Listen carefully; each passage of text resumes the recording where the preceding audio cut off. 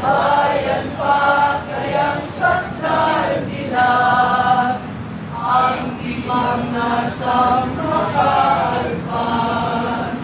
Pilipinas kong inumutya, ulan ng luha at galita, aking antika, makita kang sakdal nila.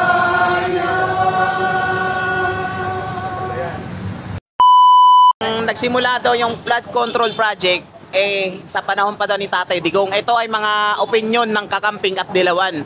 Bakit daw ngayon pa lang sinisisi daw sa administrasyon? Alam mo, hindi totoo yan. Dahil bago pa umupo ang Pangulong Duterte, ay meron ng ganyan. Hindi nga lang na i-expose kasi connivance. Nagsasampuatan niyang mga yan. Noong panahon ni Pangulong Duterte, na-expose yan.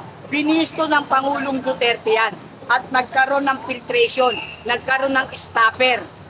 Kailangan lahat reported, lahat merong proper na bago aprubahan ang isang proyekto, maraming requirement during the term of Pangulong Duterte.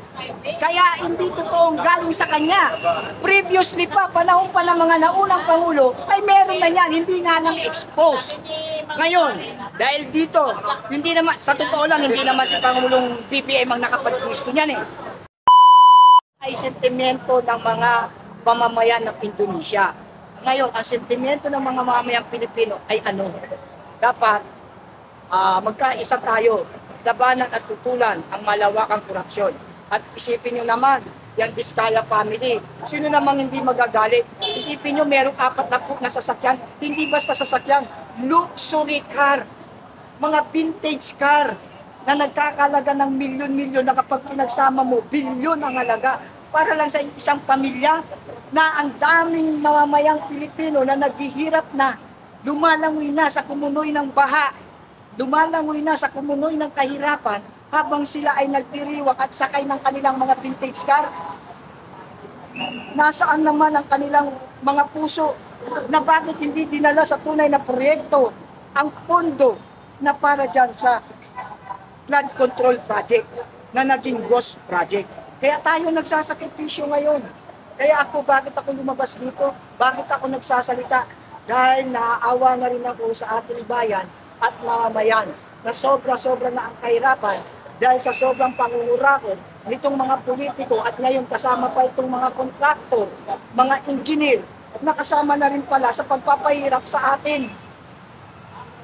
Kaya yung nagaganap sa pamamahay ng Vizcaya family ay deserve nila. Kulang pa yan. Nong, tao dito, nakikita mo ba na posible ang mangyari sa Pilipinas ang nangyari sa Indonesia? Malaki ang posible, malaking malaki kasi nagpupuyos na ang damdamin ng mga mamamayang Pilipino. Malaki ang posibilidad, ayan na nga, may nagsimula na. Binabato na ang pamamahay nila. Baka bandang ulit, tukutin na sila dyan. Sunugin ang pamamahay nila. Huwag naman sana, pero hindi natin mapipigilan ang sentimento ng mga mamamayang Pilipino na masyado nang naaagrabyado, masyado nang naaapi. Kaya yung nangyayari sa Vizcaya family, deserve nila yun. That is the consequences ng kanilang pagkikipag-connivance sa mga politiko natin para magkamal din sila ng maraming pera. Nakakaawa ang bayan. Dapat pagpapaunlad ng bayan at kinukunan nila, hindi yung mga sarili lang nila. Isipin mo, 40 luxury car, vintage car, nasa kanilang possession. Iisang pamilya lang yan. Samantalang pag kiniwenta mo yung mga vintage car na yan, mga Maserati, mga Range Rover, mga Land Cruiser, mga Cadillac, yan, 40 na yan, bilyon ang aabutin yan. Ilang milyon ang nagugutom, ilang milyon ang apektado ng tubig baha, na pinaplanuhan pa nga na ipainom sa atin ng pamahalaan na ito, na ang tubig ba daw ay pwedeng inumin dahil may filter naman. Ganito kalaki ang filter. Para tayong mga gago niyan. Sobra na yan. Hindi na makatarungan. Ano nakikita mo nung na dahilan kung bakit nagawa ng Indonesia yung nangyari sa kanila at sa atin hindi natin magawa na labanan ng korupsyon? Sa Indonesia kasi, meron silang tinatawag na more concern to interest of public or sa kanilang bansa. Meron silang pagmamahal, nalalim na pagmamahal sa bansa nila at ayaw nilang gumuho ang kanilang mga pangarap na kaunlaran sa bansa nila. Kaya gusto nilang kalusin yung mga politikong kurakot. Ngayon, dito naman sa ating bansa, itong mga Pilipino ay halos nagkakawatak-watak na. Kasi nga, nai-involve na rito politika eh. Ako para sa akin, hindi ako nandito para sa politika. Nandito ako para sa bayan at mamayan. Ngayon, kung nasa Duterte man ako, ang Duterte ay gumaganap ng kanilang mga tungkulin para sa bayan at mamayan. Ngayon, para sa bayan at mamayan, andun ako. Pag usaping bayan at mamayan, andyan ang aking malasakit. Ano naman ang naging opinion mo doon nung sa lumabas na balita no na isang anak ng sangkot sa korupsyon ng contractor nagsabi na wala daw silang utang na loob sa ating mga Pilipino at tawag dito. Bakit mawawalan ng utang na loob? For your information, Iskaya family, malaki ang utang na loob nyo kung tutusin. Dahil yung perang nagamit nyo o yung perang pinambili nyo ng mga luxury car at ng mga luho ng buhay ninyo, yung mga tinatamasa yung kasaganaan, ay galing sa pondo ng bayan. At yan ay galing sa aming mga tax, sa mga buwis na binabayaran ng mga mamayang Pilipino. Dangat nga lang kayo, bilang Pilipino kayo, ay mga swapang kayo. Mga kurakot, buwaboy, buwaya sa kapal ng balat, baboy lumamon sa pondo ng bayan. Buwaboy. Kaya, huwag mong sasabihin na wala kayong utang na loob sa amin. Dahil kami bilang mga concerned citizen, bilang mga legitimate taxpayer ng bansang Pilipinas, ay meron kayong utang na loob. Dahil ang ginamit ng pera ay pera ng bayan at pondo ng bayan at yan ay aming binayad na buwis sa gobyerno. Pero sa lahat ng mga nangyayaring ito, mga kapalpakan, mga nawawalang pera ng bayan, sa tingin mo ho, maliban kay sa Diskaya, mayroon pang mas dapat managot? Meron! Yang mga yan, hindi magkakaroon ng lakas ng loob yung Diskaya contractor na yan, yung pamilya na yan, hindi maglalakas ng loob yan kung walang nasa likod. Merong mas mataas na tao dyan na kapag dinigir mo yan, dinig mo yan, ang investigasyon yan, bilitaw merong mga involved dyan. Ako nga may opinion dyan eh. May opinion ako dyan sa 4 na po na sasakyan na luxury. Kasi sino ba namang labsang utak na kung kahit sabihin na natin napakarami mong pera, idadalin mo lang sa luxurious car na hindi mo naman makakain. Bakit doon mo dadalhin? Kaya ako may opinion dyan. Meron akong malalim na kutob. Ito may opinion lang. Hindi yan sarili ng Diskaya family. Ibig sabihin naniniwala kami na sa likod ito? Merong may pag-aari ng mga Maserati, Cadillac, Volvo. Ang mamahal niyan. Bibilin mo lang, tapos mababangga sa kalsada. Kung ikaw ay tunay na galing sa hirap, pagmamalasakitan mo, ang pera na binigay sa iyo ng Diyos, kaya lang hindi yan galing kay God. Galing yan sa demonyo. Dahil kinuha nyo yan sa kaban ng bayan. Ang nagdurusa kami dahil kami ang lumalangoy sa baha. Kami ang apektado ng mga flood control ghost project. Sino nagdurusa? Kayo ba? Kayo nakasakay kayo sa Cadillac, nakasakay kayo sa vintage car nyo habang kami lumalangoy. Nababasa ang paan namin, sapatos namin basang-basa sa baha. Nagsasakripisyo ang mamayan habang kayo lumalangoy sa pera. Grabe! Hindi maganda ito nangyayari na ito. Tawag dito, ano naman masasabi mo doon nung tawag dito? Ang nagsimula daw yung flood control project sa panahon pa daw ni Tatay Digong. Ito ay mga opinion ng kakamping at dilawan. Bakit daw ngayon pa lang sinisisi daw sa administrasyon? Alam mo, hindi totoo yan. Dahil bago pa umupo ang Pangulong Duterte, ay meron ng ganyan. Hindi nga lang na i-expose kasi connivance. Nagsasabuatan niyang mga yan. Noong panahon ni Pangulong Duterte, na-expose yan. Binisto ng Pangulong Duterte yan. At nagkaroon ng filtration, nagkaroon ng stopper. Kailangan lahat reported, lahat merong proper na bago aprubahan ang isang proyekto, maraming requirement during the term of Pangulong Duterte. Kaya hindi totoong galing sa kanya. Previously pa, panahon pa ng mga naunang Pangulo, ay meron na yan, hindi nga lang expose. Ngayon, dahil dito, hindi naman, sa totoo lang, hindi naman si Pangulong BBM ang nakapag-pisto niyan eh. Hindi. Kahit kaming simpleng mamamayan, nakapisto niyan. O di ba nabanggit ko sa nakaraang vlog, Ghost Project, lumabas ang pondo, pero walang proyekto. Noon pa nabanggit ko na yan, wala pa yung exposure na yan. Kaya yung ano na yan, hindi yan kay Duterte. Kay Duterte na-stop yan, na-control yan. Kaya lang, pumasok itong 2022, nagkaroon ng lakas ng loob ang mga buwaboy na magsimulang muli na buhayin ang kanilang mga sindikato. Kaya nangyari yan. Kaya maging alerto tayo, huwag tayong maniniwala na, at saka isa pa, ang balita na yan, kanino nang galing ang balita? Di ba sa mga kalaban? Gusto nga nilang wasakin ang pagkatao ng mga Duterte.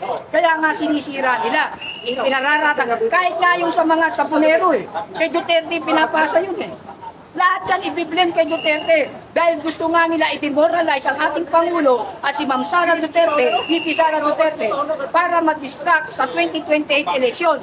Yan ang kanilang pinaka-main objective, sirain, wasakin ang mga Duterte. Pero nagkakamali sila, matatalino na at may puso ang mga mamayang Pilipino. Alam na alam namin kung sino ang Pangulo na tumutupad sa kanilang mga mandato.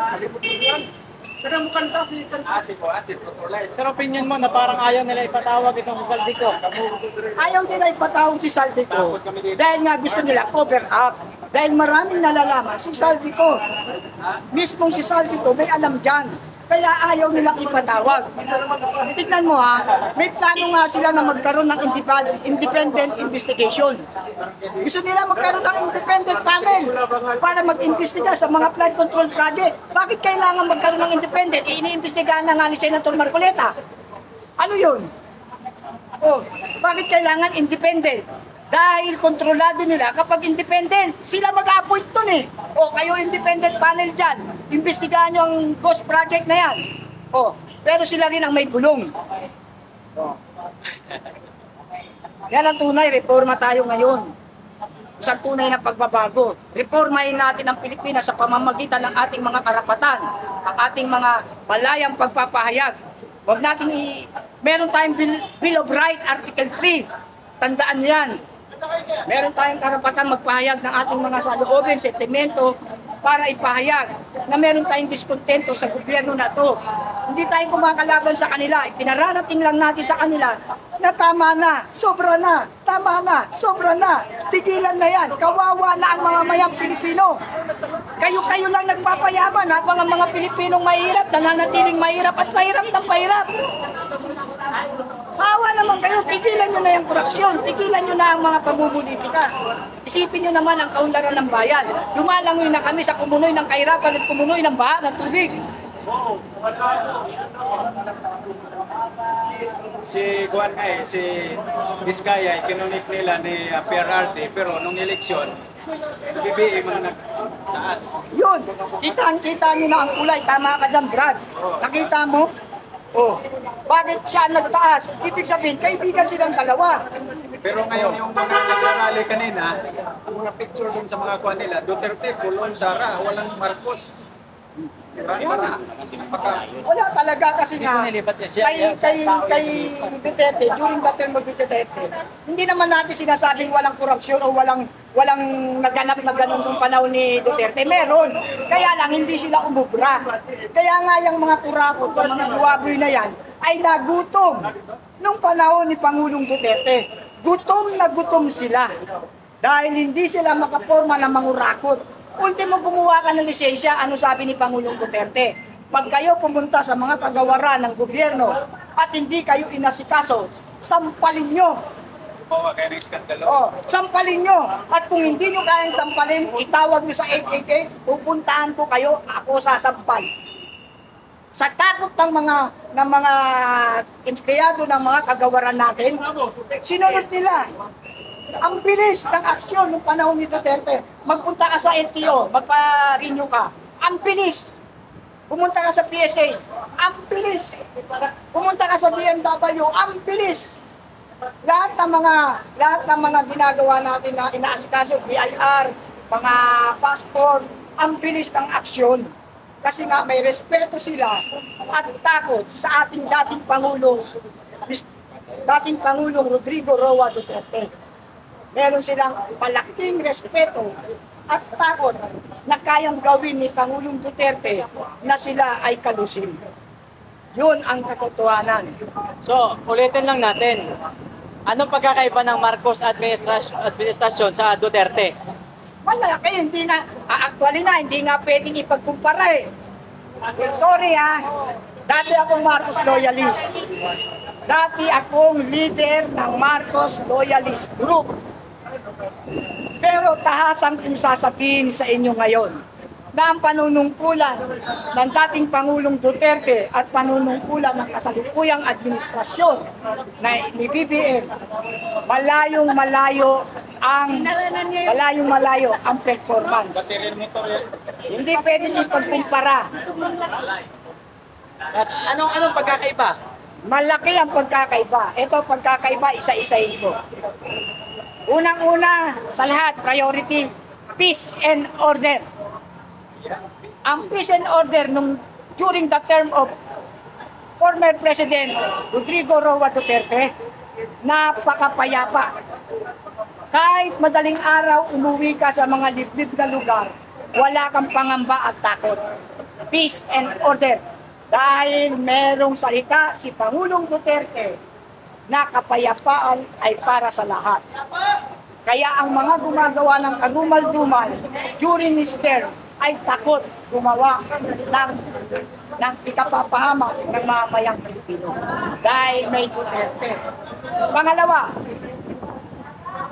ang Department of Migrant Worker na yan, pakifocus nyo nga yan, yung Department of, DMW yan eh. Yan DMW na yan. Hindi kay BBM nagkaroon ng kagawaran ng Department of Migrant Worker.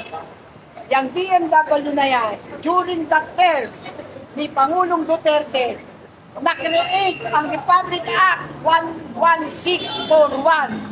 Republic Act 11641, the creation of migrant worker, ay kay Pangulong Duterte yan. Pangalawa yan, kami ang humingi niyan, OFW leader advocates ako. Kaming mga leader ng OFW organization ay nagkaisang manawagan noong 2016 na tumakbo si Pangulong Duterte ay hiningi namin na magkaroon kami ng sariling departamento. At yung hiningi namin ay Department of Overseas Filipino Worker. Kaya lang napalitan yan. Ginawa nilang Department of Migrant Worker. Okay na rin. Importante, meron kaming departamento. Pangatlo, ang laglagbala sa Ninoy Aquino International Airport na palasak, nawala yan. Dahil sa kautusan ng ating Pangulong Duterte na hindi dapat mangyari sa mga bayani ng mga bagong panahon ang ganyang klase ng sindikato. Kaya natakot sila na wala ang laglagbala. Pang-apat, passport na 10 years. Dahil ako'y OFW, alam ko kung ano ang kabutihan at benepisyo ng 10 years validity ng passport. Bakit ko nasabi na napaka-importante ng 10 years validity ng passport? Nung araw, 5 years lang ang passport. Ngayon, 10 years. Isipin mo, ako 21 years ako, nag-abroad. 5 passport ang hawak ko.